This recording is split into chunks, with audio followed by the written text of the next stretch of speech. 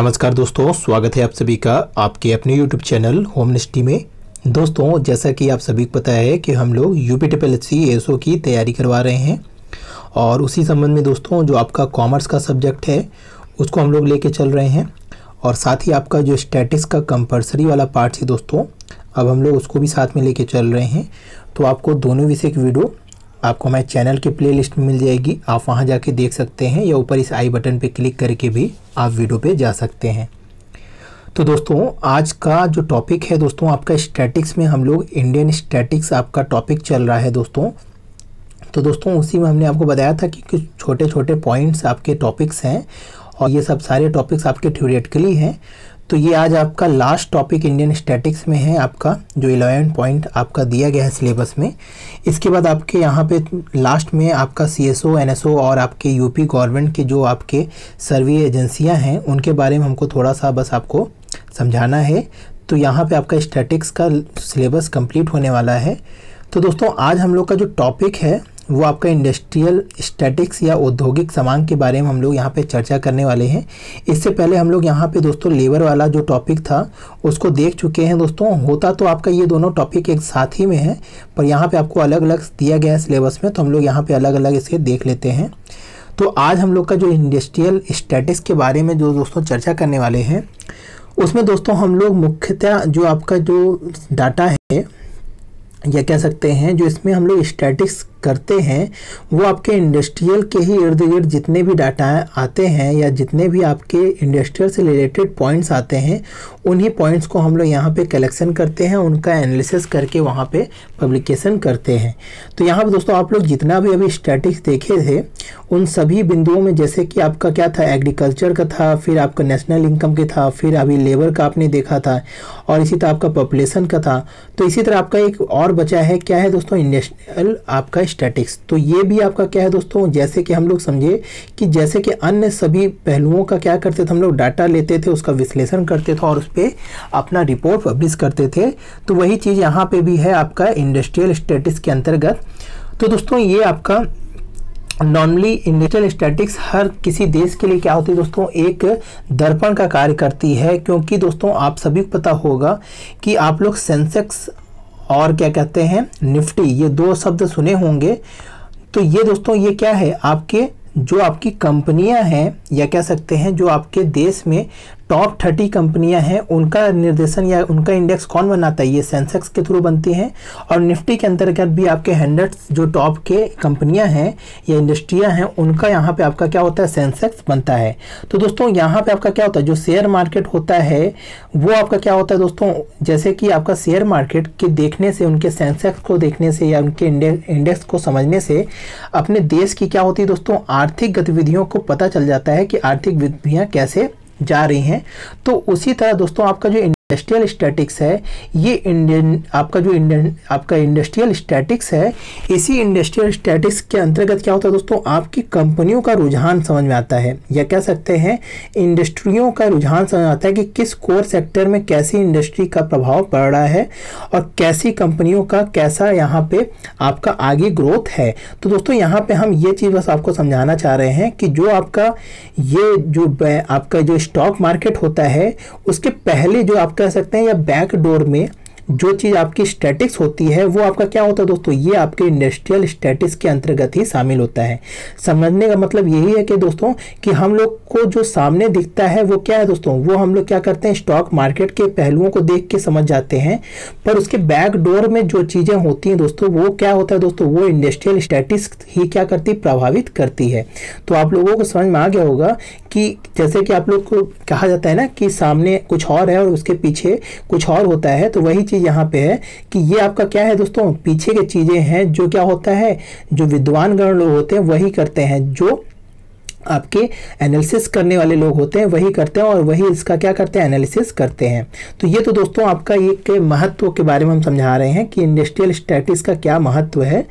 इसका अगर भारतीय योजना आयोग देखिए यहाँ पे ये जो अब आपका क्या हो गया, ये थोड़ा सा दोस्तों ओल्ड है, तो इसमें ये देख लीजिएगा कि किसी देश की औद्योगिक प्रगति उस देश के स्वर्णिम विकास की घोतक होती है। मतलब वही चीज़ है दोस्तों कि कैसे आपका देश ग्रोथ कर रहा है वो क्या होता है, इसी का आपका दर्पण की तरह कार्य करता है। लेकिन इस प्रगति का मूल्यांकन औद्योगिक क्रमांकों के माध्यम से ही किया जाता है। तो वही चीज़ हमने कहा दोस्तों कि ये आपका जो मेन कोर है या कह सकते हैं बैक जो मेन चीज़ होता है वही आपका क्या है, आपका इंडस्ट्रियल स्टैटिस्टिक्स के अंतर्गत समझा जाता है।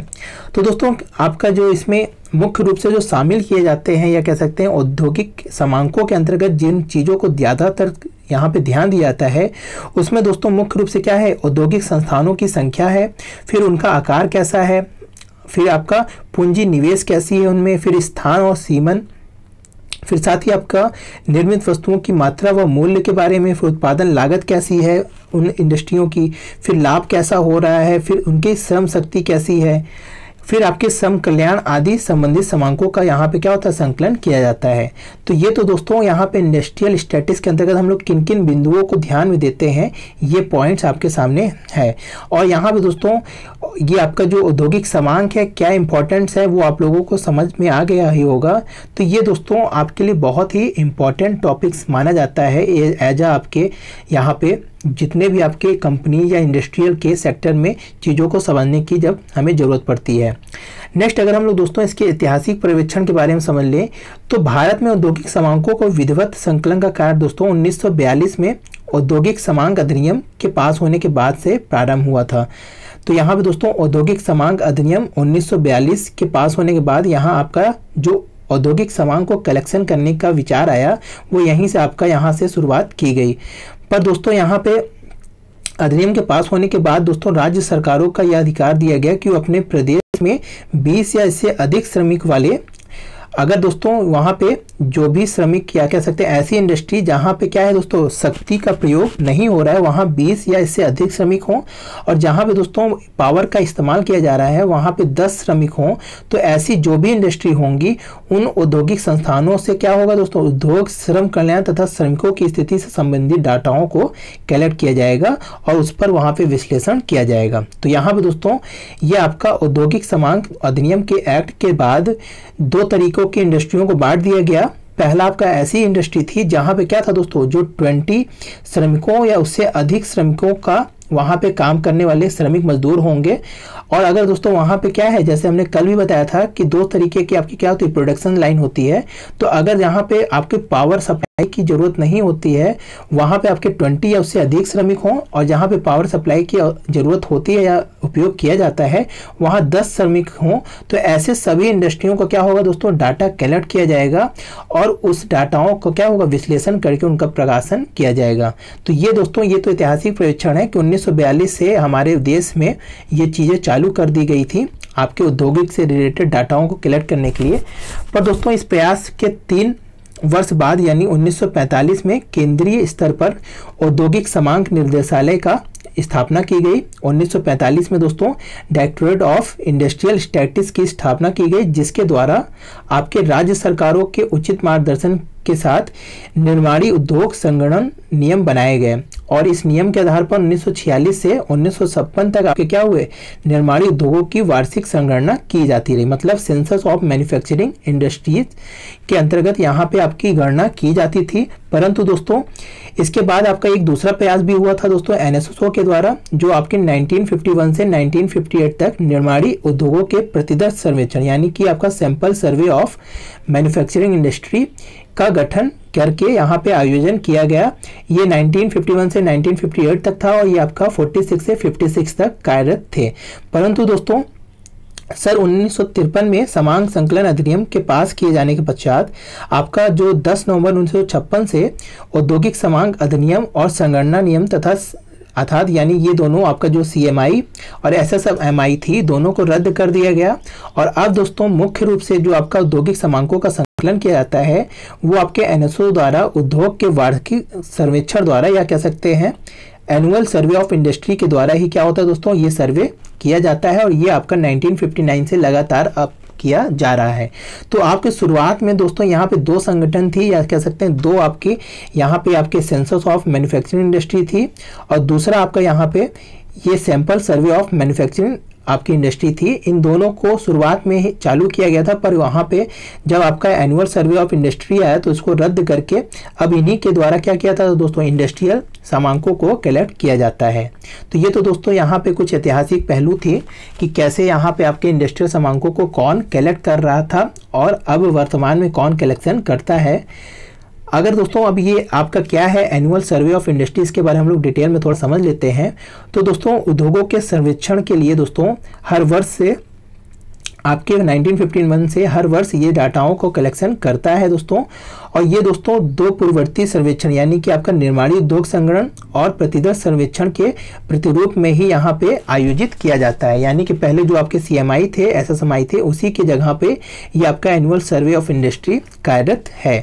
फिर दोस्तों यहाँ पे केंद्रीय और राज्य सरकारों को औद्योगिक और व्यावसायिक संस्थानों से संबंधित किसी प्रकार की सूचना और श्रम संबंधी जानकारी प्राप्त करने का इसको अधिकार भी दिया गया है। मतलब कहने का तात्पर्य यह है दोस्तों, ये केंद्र स्तर पर और राज्य स्तर दोनों स्तर पर क्या होता है, डाटा को कलेक्ट करने का अधिकार ये इसे मिला है। यदि राज्य स्तर पर कोई इंडस्ट्री है या राज्य के किसी भी हिस्से में आपकी इंडस्ट्री कोई स्टेब्लिश है तो वहाँ से ये डाटा लेने के लिए क्या है, इसके वो अधिकार प्राप्त है। फिर दोस्तों इसके जो कार्यात्मक संगठन है, इसके एक कार्यात्मक संगठन दोस्तों यहाँ पे क्या है कि इसे एक FDO प्रभाग है, जो देखिए यहाँ पे दिया गया है कि केंद्रीय सरकार के दिशा निर्देशन के उद्देश्य से दोस्तों NSO द्वारा ये किया जाता है और राज्यों के अर्थ के एवं सांख्यिकी निदेशालय इस कार्य में पूरी तरह से सहयोग देते हैं। सर्वेक्षण के क्षेत्र में दोस्तों यहाँ पे फील्ड वर्क के लिए NSO को एक क्षेत्र संकाय प्रभाग भी दिया गया है और इसके द्वारा यहाँ पे दोस्तों राजकीय या कह सकते हैं राज्य स्तर पर डाटाओं को ये कलेक्ट करते हैं। और दोस्तों संकलित समांकों को यहाँ पे आपके संकलित समांकों का यहाँ पे क्या होता है दोस्तों, यहाँ पे आपके संकलित समांकों का क्या किया जाता है, यहाँ पे विध्ययन और परिणामों का प्रकाशन केंद्रीय सांख्यिकी संगठन द्वारा किया जाता है। मतलब यहाँ पे जो डाटा का कलेक्शन होता है, विश्लेषण होता है, वह NSO द्वारा किया जाता है और साथ ही राज्य स्तर पर आपके FDO सहयोग देते हैं और फिर यहाँ पे जो प्रकाशन होता है दोस्तों वो CSO के द्वारा किया जाता है। तो ये तो दोस्तों इसके औद्योगिक सर्वेक्षण के जो आपकी वार्षिक सर्वेक्षण ASI है, इसका ये आपका ऐतिहासिक पहलू है। इसके उद्देश्य के बारे में अगर हम लोग समझे दोस्तों तो यहाँ पे दोस्तों इसके मुख्य रूप से 4 उद्देश्य हैं। उसमें से दोस्तों पहला आपका है राष्ट्रीय उत्पाद में निर्माणी उद्योग के योगदान का आकलन करना। मतलब दोस्तों यहाँ पे क्या कह रहा है कि जितने भी आपके राष्ट्रीय उत्पाद के निर्माणी उद्योग हैं उनका क्या है योगदान भारतवर्ष में है, उनका यहाँ पे आकलन किया जाता है। वो आपके अलग अलग सेक्टर के जो होते हैं, जैसे कोर सेक्टर के आपके जितने इंडस्ट्रियल हैं तो उन सभियों का क्या योगदान है भारतवर्ष में या कह सकते हैं अपने देश में, उनका आकलन करना इनका सबसे प्रमुख उद्देश्य है। फिर दूसरा क्या है दोस्तों, देश के औद्योगिक संरचना एवं व्यवस्थित ढंग से अध्ययन करना। मतलब क्या है दोस्तों कि जो भी आपकी औद्योगिक संरचना है उनमें क्या प्रारूपों में चेंजेस किया जा सकता है या कह सकते हैं क्या सुधार सुविधाएं की जा सकती है, उसका सुव्यवस्थित ढंग से क्या करना, अध्ययन करना और उस पर अपना टिप्पणी या कह सकते हैं सहयोग या निर्देश देना, यहाँ पे आपका दूसरा उद्देश्य है। फिर आपका औद्योगिक विकास को प्रभावित करने वाले विविध घटकों का अध्ययन करना और विश्लेषण करना। साथ ही दोस्तों ये क्या करते हैं कि भविष्य में आने वाली जो चुनौतियां हैं, जो आपके इंडस्ट्रियल के लिए जो चुनौतियां हैं उनका भी क्या करती है दोस्तों, ये विविध घटकों का अध्ययन करके या कह सकते हैं वातावरणों का अध्ययन करके उनका विश्लेषण करके भी ये क्या करती हैं अपनी रिपोर्ट में अपने उद्योगों को सूचना या कह सकते हैं जानकारी समय पे देने के लिए या सतर्कता बरतने के लिए ये अपनी रिपोर्ट में ये भी प्रस्तुत करते हैं। फिर लास्ट में दोस्तों आर्थिक औद्योगिक नीतियों के निर्धारण में भी ये सहायता करता है। तो दोस्तों जो केंद्र स्तर पर और राज्य स्तर पर सभी आपके इंडस्ट्रियों के लिए क्या होता है दोस्तों, यहाँ पे योजनाएं बनाई जाती है केंद्रीय स्तर पे भी और राज्य स्तर पे। जैसे अभी योगी सरकार ने क्या किया दोस्तों, आपके इंडस्ट्रियों को बढ़ावा देने के लिए या कह सकते हैं निवेशकों को बढ़ावा देने के लिए अपना क्या किया, यहाँ पे अपने भारत या कह सकते हैं उत्तर प्रदेश में ज़्यादा इंडस्ट्री लगाने के लिए ये क्या किए, यहाँ पे योगदान बढ़ाने के लिए यहाँ पे अपना प्रतिनिधित्व कर रहे हैं। तो उसी तरह दोस्तों ये केंद्र स्तर और राज्य स्तर पर जो भी योजनाएं बनती है दोस्तों, तो उनके विश्लेषण का आधार क्या होता है दोस्तों, ये आपके SI के द्वारा प्रदान की गई रिपोर्ट ही होती हैं। तो इस तरीके से दोस्तों यहाँ पे मुख्य रूप से ये 4 उद्देश्यों का क्या करता है, प्रतिपादन करता है।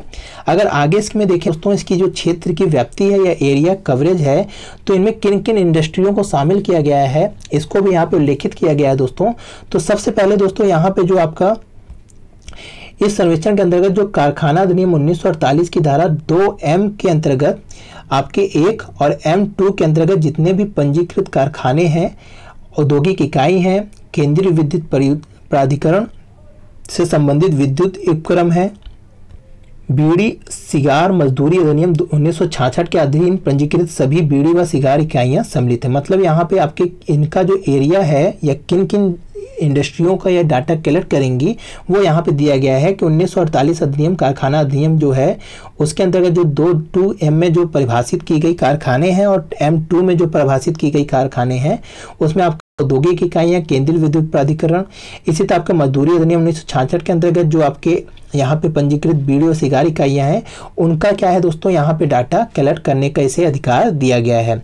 परंतु दोस्तों जो आपका यहाँ पे खनन और रसायन उद्योग है या उर्वरक उद्योग है तथा प्रतिरक्षा एवं रेलवे औद्योगिक संस्थान जो है उनका सर्वेक्षण इसमें शामिल नहीं किया जाता है। तो मतलब यहाँ पे जो रसायन और उर्वरक उद्योग है और खनन के उद्योग हैं, फिर आपके प्रतिरक्षा या कह सकते हैं रेलवे से संबंधित जो औद्योगिक हैं उनका डाटा नहीं कलेक्ट करता और प्रशिक्षण संस्थानों के ये सर्वेक्षण शामिल नहीं करता।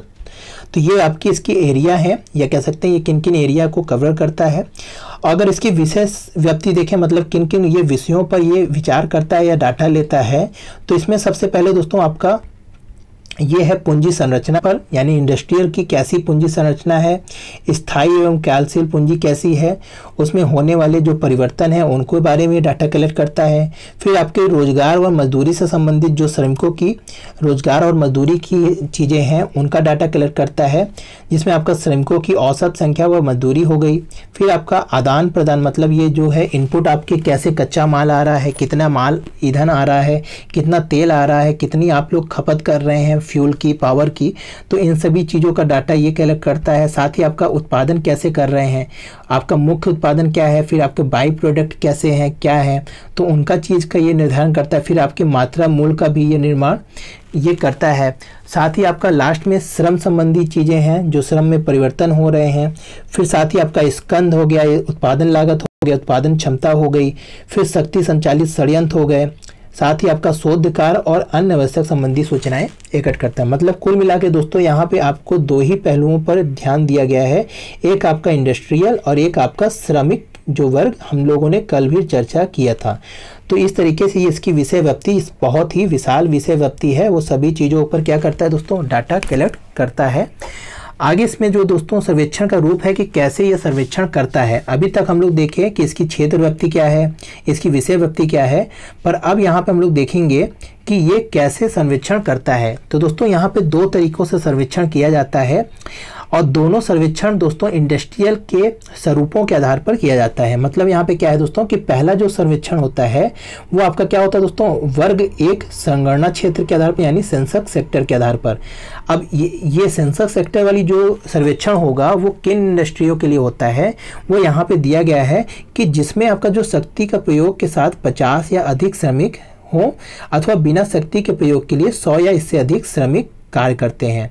तो दोस्तों मतलब जैसे कि हमने शुरू में बताया कि आपकी इंडस्ट्री दो तरह की होती है, एक आपका श्रमिक बेस और एक आपका पावर बेस। तो जो आपके पावर बेस होंगे उसमें कम से कम 50 व्यक्ति श्रमिक काम कर रहे हों और जो बिना पावर के हैं उसमें कम से कम कितना दोस्तों 100 व्यक्ति काम कर रहे हों। तो उनका कैसा होगा सर्वेक्षण, सेंसस सेक्टर। तो आप लोगों को पता ही होगा सेंसस सेक्टर का मतलब दोस्तों क्या है कि हम लोग पूरे यानी पूरे समग्र जो भी हम लोग इंडस्ट्री देखेंगे उसके हर चीज़ों को हम लोग क्या करेंगे, कलेक्ट करेंगे। यानी इसमें जितने भी इंडस्ट्री शामिल होंगे उन सभी का हम लोग क्या करेंगे, पूरा हम लोग डाटा या पूरा बाकायदा हर चीज़ों का हम लोग सर्वेक्षण करेंगे। पर दोस्तों दूसरा आपका क्या है, आपका वर्ग 2 यानी प्रतिदर्श क्षेत्र।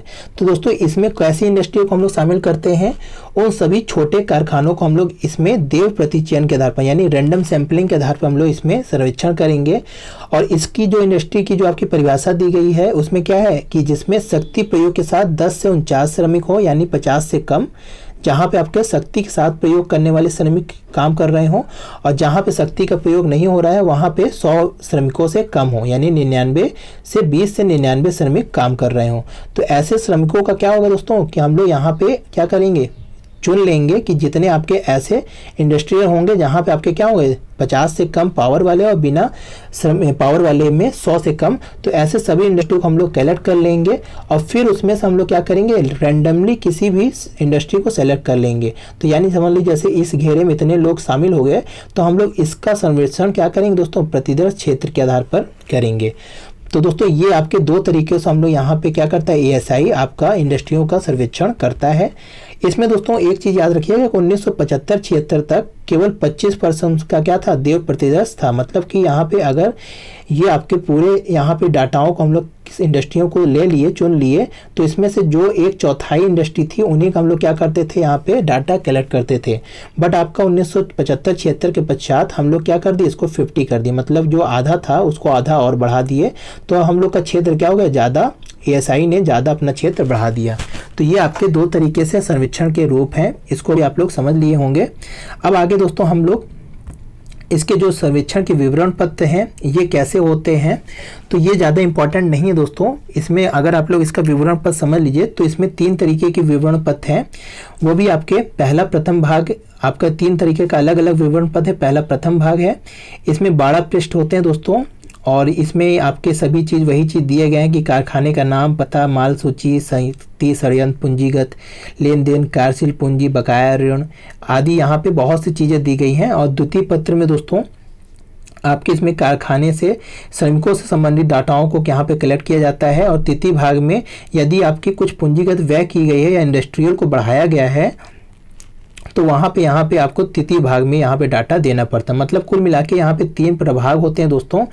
पहले प्रभाग में 12 पृष्ठ हैं जिसमें से आपके 16 खंडों में बांटा गया है और इस 16 खंड में सभी डाटाओं को जितने भी इंडस्ट्री से रिलेटेड हैं उसको पहले भाग में रखा गया है।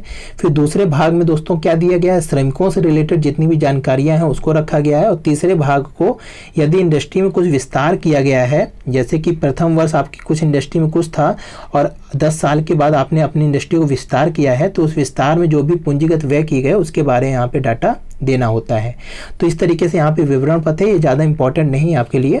यहाँ पे दोस्तों आखिरी में यहाँ पे प्रकाशन है, तो यहाँ पे प्रकाशन में दोस्तों ये आपके इस सर्वेक्षण पर जो प्रकाशन होता है उसका उत्तरदायित्व किसका होता है दोस्तों, सीएसओ का होता है। ये हमने पहले बताया था।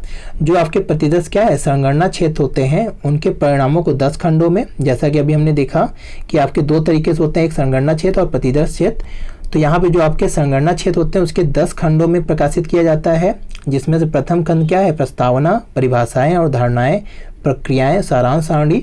और 9 खंडों में दोस्तों सभी उद्योगों के विस्तृत विवरण दिए जाते हैं। और प्रतिदर्श क्षेत्र में दोस्तों एनएसएसओ की नियमित रिपोर्ट प्रकाशित की जाती है। तो यहाँ पे ये चीज़ ध्यान दीजिएगा। और इसमें साथ ही दोस्तों कुछ प्रमुख प्रकाशन है जिसमें से आपका सीएसओ क्या प्रकाशित करता है, जैसे कि आपका annual survey of industries summary result for factor sector, ये 1959 से प्रकाशित की जा रही है। फिर ASI summary result for census sector 1960 से प्रकाशित की जा रही है। फिर monthly statics of production of selected industrial आपका इंडिया 1932 से पब्लिश की जा रही है। फिर आपका monthly production of selected industry of India ये आपकी 1963 से पब्लिश की जा रही। फिर आपका स्टैटिकल एब्स्ट्रैक्ट एनुअल और फिर आपका मंथली एब्स्ट्रैक्ट स्टैटिक्स। तो दोस्तों ये आपका यहाँ पे इतना इंपॉर्टेंट नहीं है, आपको इतना ध्यान देना है कि ये सीएसओ द्वारा प्रकाशित की जाने वाली रिपोर्ट कौन कौन सी है और आपका एनएसओ द्वारा प्रकाशित की जाने वाली आपकी यहाँ पे ये एएसआई सैंपल सेक्टर जिसमें समरी रिजल्ट और डिटेल रिजल्ट है। इसी तरह आरबीआई की पब्लिश की जाती है दोस्तों, आरबीआई बुलेटिन जो आप लोग पढ़ते भी हैं अपने करंट के लिए। और report of currency and finance ये आपकी 2 आरबीआई द्वारा पब्लिश की जाती है। फिर आपका डीजीटीटी द्वारा पब्लिश की गई दोस्तों ये आपका स्टैटिक रिलेटिंग डीजीटीटी यूनिट है और हैंडबुक इंडस्ट्री है। तो डीजीटीटी द्वारा जो पब्लिश की जाती है वो अब दोस्तों यहाँ पे समाप्त कर दिया गया है। तो दोस्तों इस तरीके से यहाँ पे जो भी आपके प्रकाशन हैं अलग अलग संस्थाएं अपनी रिपोर्ट पब्लिश करती हैं। साथ ही दोस्तों यहाँ पे आपके अलग अलग जो मंत्रालय हैं वो भी अपने अलग अलग मंत्रालयों का क्या करते हैं वेबसाइटों पर देखिएगा, तो उनके वेबसाइट पे जाइएगा तो उनकी रिपोर्ट वहाँ पे पब्लिश होती है। जैसे आपका आयरन स्टील कंट्रोल जो बुलेटिन है वो भी आपका और फिर पेट्रोलियम मंत्रालय द्वारा अपना Indian petrol chemical statistics publish की जाती है। अगर अभी भी आप यहाँ इनके वेबसाइटों पे, अलग अलग मंत्रालयों के वेबसाइटों पे जाएंगे तो आपको ये सारे इंडस्ट्रियों के या कह सकते हैं मंत्रालयों के अंतर्गत जितने भी यहाँ पे आपके क्षेत्र आते हैं उनके आपकी रिपोर्ट्स आपको प्राप्त हो जाएगी। तो वहाँ पे आपको रिपोर्ट पढ़ने की आवश्यकता नहीं है दोस्तों। बस इतना ध्यान दीजिएगा कि जो भी आपके करंट्स के जितने भी रिपोर्ट अभी पब्लिश हुए हैं और जो आपके मुख्य रूप से बिंदु आपके करंट्स के क्वेश्चन बनते हैं उसको ध्यान में रखिएगा और उससे रिलेटेड थोड़ा पढ़ेंगे तो यहाँ पे आपके सारे क्वेश्चन सेलेक्ट हो जाएंगे। तो इस तरीके दोस्तों यहाँ पे हम लोग आज इंडस्ट्रियल स्टैटिस्टिक्स के बारे में भी समझ लिए। आशा है आपको यहाँ पे जितनी पृष्ठभूमि है या जो भी चीज़ें हैं जानकारी आपको समझ में आ गई होगी। अगर इससे रिलेटेड कोई कंफ्यूजन हो या क्वेश्चंस हो तो आप कमेंट सेक्शन में पूछ सकते हैं। तो दोस्तों अगर वीडियो अच्छी लगी तो लाइक कर दीजिएगा और चैनल में पहली बार आए हैं तो सब्सक्राइब कर दीजिएगा इसी तरह के वीडियो प्राप्त करने के लिए। तो दोस्तों आज के लिए इतना ही। जय हिंद, जय भारत। दोस्तों यदि आप हमारे चैनल होम मिनिस्ट्री को सपोर्ट करना चाहते हैं तो आप इस UPI ID लिंक पर जाकर अपनी इच्छा अनुसार राशि को प्रदान कर आप होम मिनिस्ट्री को सपोर्ट कर सकते हैं।